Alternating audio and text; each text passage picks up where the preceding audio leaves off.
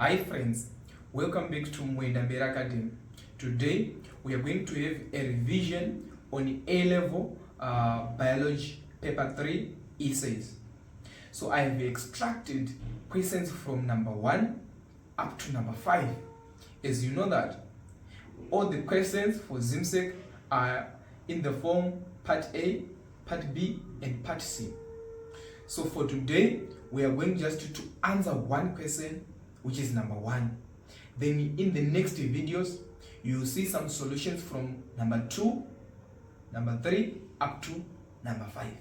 So without wasting our time, let's dive into number 1.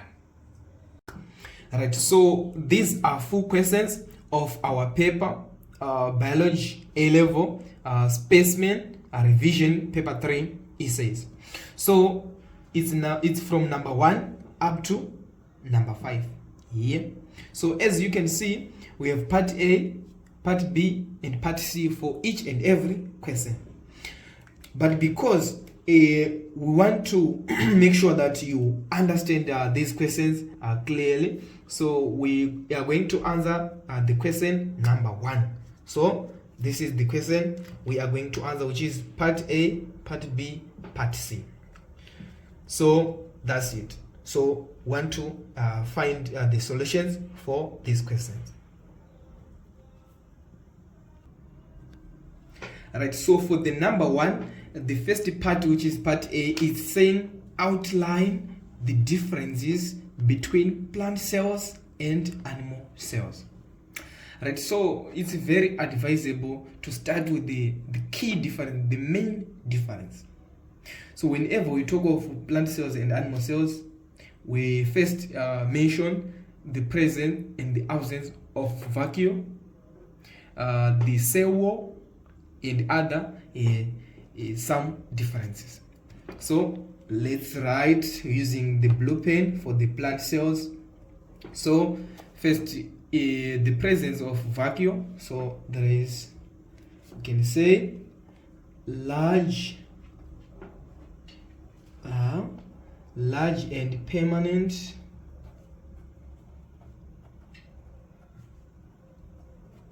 vacuum. Okay, then for the animal cells, I can use the red pen. So they have small and usually and temporary. Sometimes it's just temporary vacuum. Okay, so this is just one difference. So the difference is on the presence or the nature of the vacuum. Then the second thing, as I said, we talk of the cell wall. So in plant cells, we say cell wall present. So the cell wall is present in animal cells, in the plant cells, but in animal cells, cell wall is absent. So this is the second difference. So I can underline so that you can see clearly the differences. Remember, our question was 8 marks. So you have to come up with the 8 differences. So we can also mention the presence and absence of chloroplasts. So in plant cells, chloroplasts present. These are the green pigments. While in animal cells, chloroplasts are absent.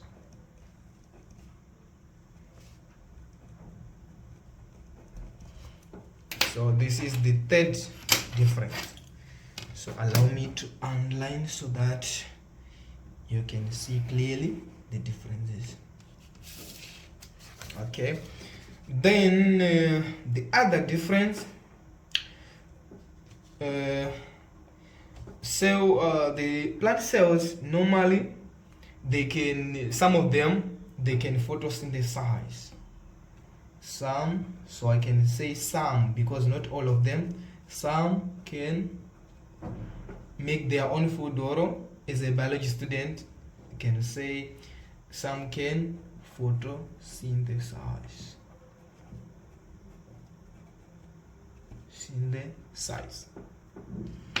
But when we take a look on animal cells, cannot, so they cannot photosynthesize, because the difference is on the capability to photosynthesize. So we have clearly pointed out the difference. Then we can talk of the flexibility of the cells. Okay, so the plant cells generally they are rigid. So for the flexibility, plant cells are rigid. They cannot stretch because of the cell wall, which is made up of cellulose. We mentioned that they are rigid like this. Oh, spelling is wrong. Rigid. Okay, let me cancel so that you can see clearly. So generally they are rigid. Then for the animal cells, they are flexible because the cell wall is absent and there is no cellulose. Then this is 1, 2, 3, 4, 5. So 3 differences left. So we can talk of a storage of energy. So plant cells generally they store energy. So we can say store energy in the form of starch. So they store energy in the form of starch. While on the other end, okay, animal cells they store food in the form of glycogen. So they store in the form of glycogen. So that's another difference. So I can extend my table so that all the difference will fit in the table.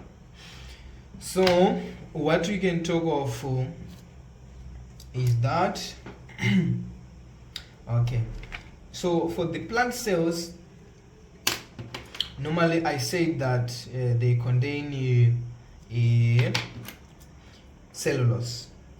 So I can write cellulose, the presence of cellulose. Cellulose is present. Then here cellulose is absent. Okay, so those are some of the differences. How many left? 1, 2, 3, 4, 5, 6, 7. So we need another difference, right? So we can underline here so that the difference will be clear.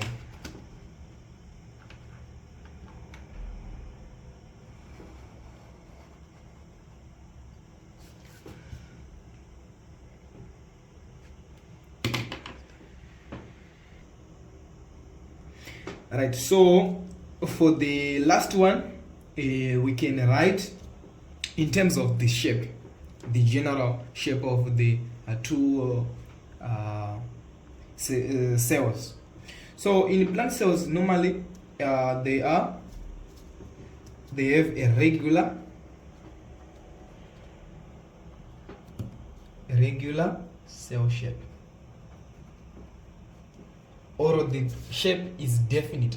We can say maybe it's rectangular, okay, like palisade cells. They have a specific shape, and we can identify them because of their shape.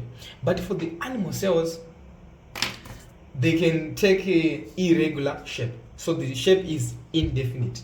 So here in animal cells, I can say they have irregular cell shape.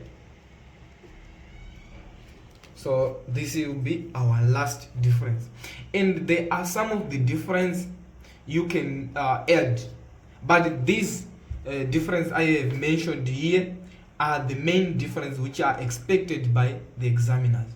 But you can also add on the type of division or the way their cells divide. It's also important, but these ones are clear. Everyone knows that the issue of vacuole, the cell wall, and also the shape.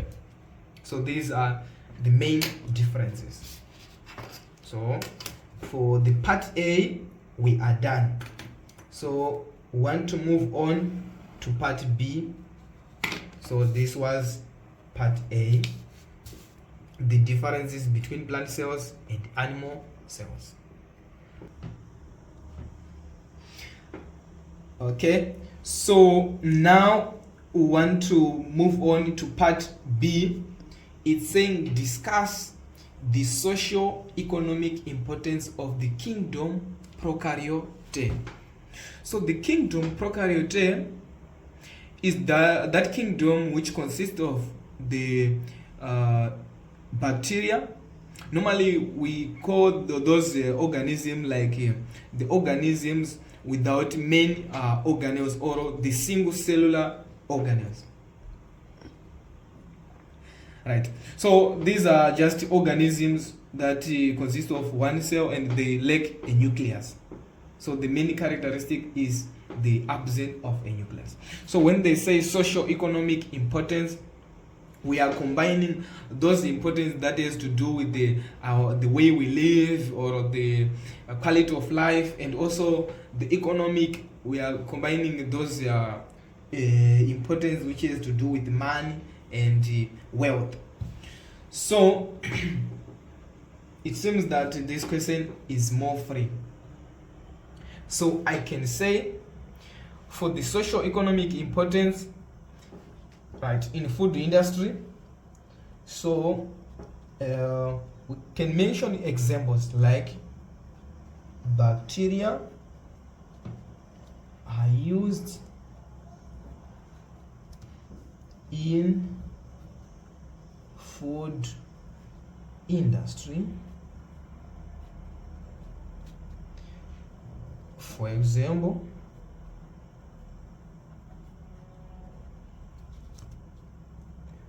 in baking industry. Okay, so when we do baking, like you want to bake bread, so we need some of the conditions whereby we don't need the oxygen, so we can make use of these bacteria. So they are important in food industry. And by the way,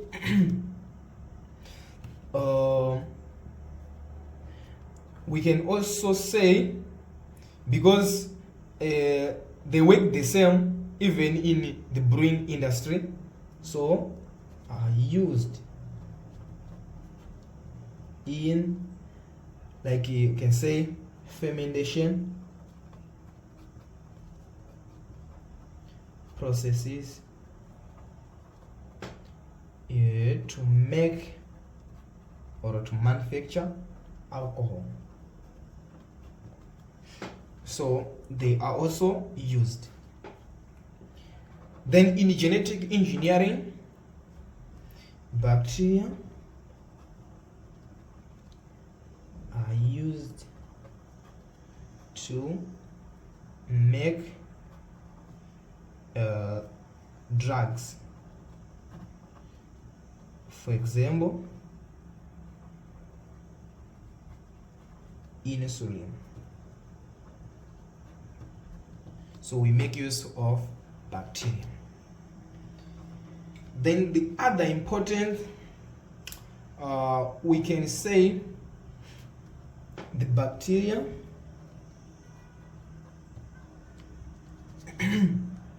are used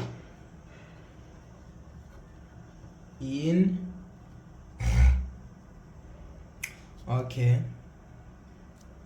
bioremediation.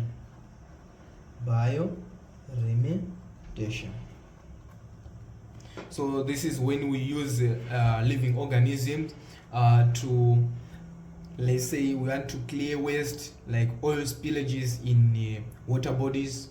Yeah, we can employ the bacteria. Or the management of waste like sewage waste, they can also use it. Okay, the other usage of the bacteria so the bacteria are used in the production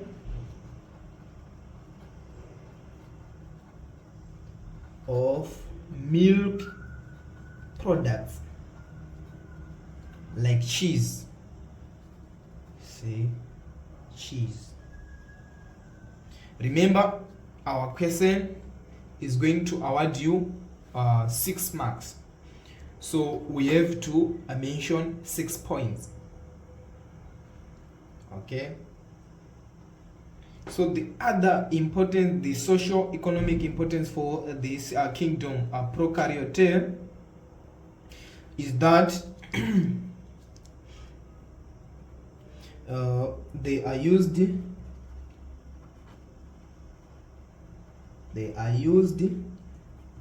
to cure. So in health industry, they are used to cure genetic diseases, and they are also used, I can add another point so that you will be safe. Okay, so they are also used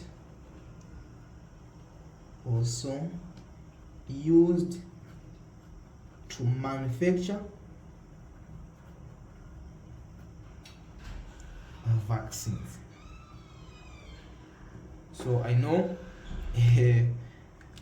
there was COVID-19 in 2019 and people were injected with the drugs. So whenever you see the kingdom Prokaryotae, think of this important, because we manufacture the vaccine from the bacteria. Yeah, so they weaken it and then they mix with other chemicals. Then when they give you, it's like they inject you with the weakened bacteria, and your system will fight with that bacteria. Then because it was weakened, it's easy for your body to resist that. So that was the part B. We are going to answer the final part, which is part C. Right, so we are moving on, as I said, to part C. It's saying explain the mode of action of enzymes. So for this question, you have to be very, very careful, because you can provide the right information, but the examiners will not award you any mark. Why? Because there are some of the things they expect when they say mode of action of enzymes. It's like we want to know the mechanism. We have to provide the mechanism for how they work on a substance we call substrates. So in your essay, you have to take note of two hypotheses or theories. But do these theories, both of them, they work? Okay, so you have to include them in your essay. The first one, I think you have seen it in O level, which was the lock and key hypothesis or the lock and key theory. Okay, so let me write with this red pen.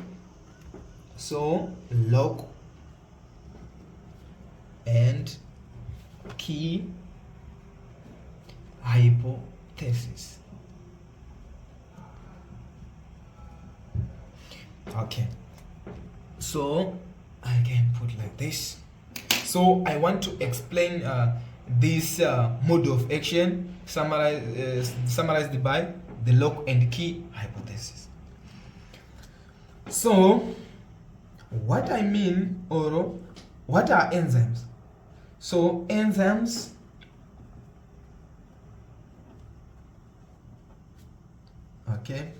are protein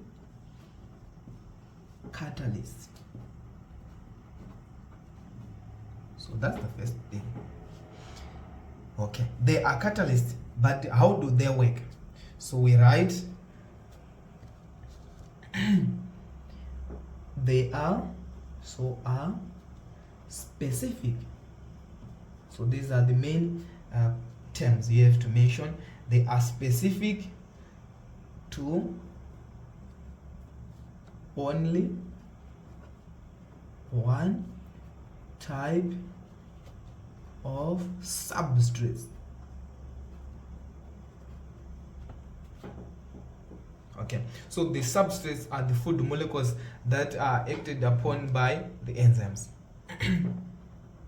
Then each enzyme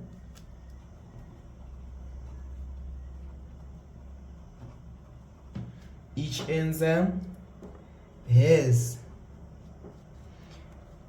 an active site, that site where the substrates bind on the enzyme. So as an active site with a shape complementary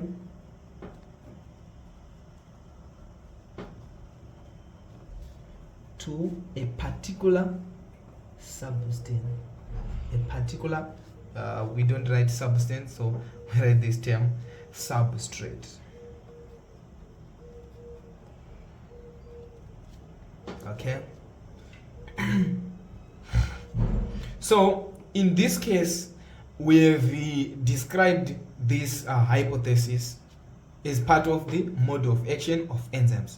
But we see that this mode of action in terms of the lock and key hypothesis is not that clear, which can express the reality of enzymes.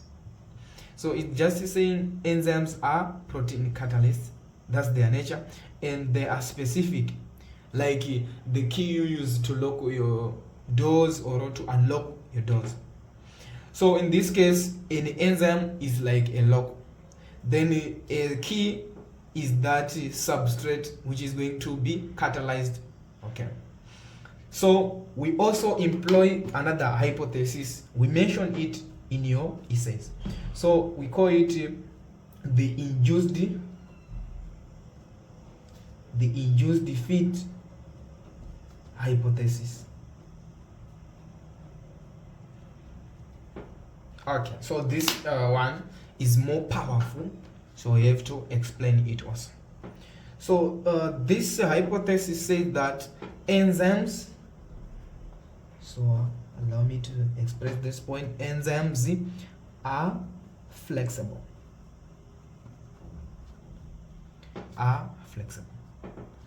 Okay, what we mean by the term flexible, as we saw earlier in part A, when we described the animal cells, when we differentiated animal cells from plant cells, we saw that animal cells, unlike plant cells, they are flexible. So they change, they slightly, right, let me add this word, they slightly change the shape of their active site. Okay, to allow specific substrates fit closely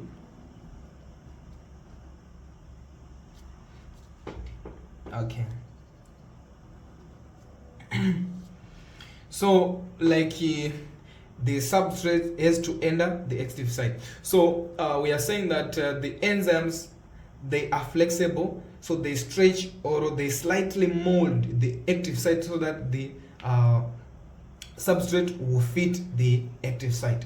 Then when it fits, the catalytic amino acids come in contact with the substrate so that the catalysis can take place. Then after we say catalytic amino acids come close to the substrate for catalysis.